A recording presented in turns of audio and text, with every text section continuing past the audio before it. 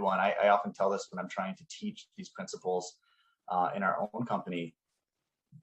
The book's Little House on the Prairie that they made into a TV show. I remember watching the pilot show, and there's this point in the show where they've built their little house on the prairie, and there's a prairie fire just like rushing towards their home.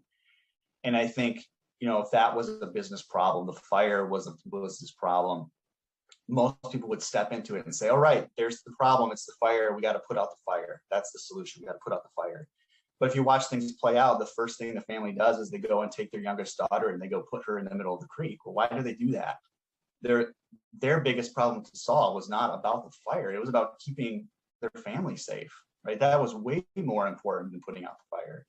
And then they throw water on their house so that it doesn't catch on fire. That was more important than putting out the fire. And then in the books, they go and dig ditches to keep, all these things. And you start to realize that the big thing that I saw that I thought was the problem was like the fourth most important thing. Yeah. Right? There were a lot of other things that needed to be done. And both in human-centered design and in human-centered management, I think that's really exposing an important principle. You have to get to know people enough to understand what's really going on.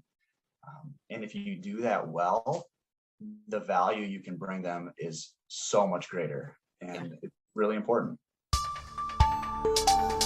What will you do to unlock innovation?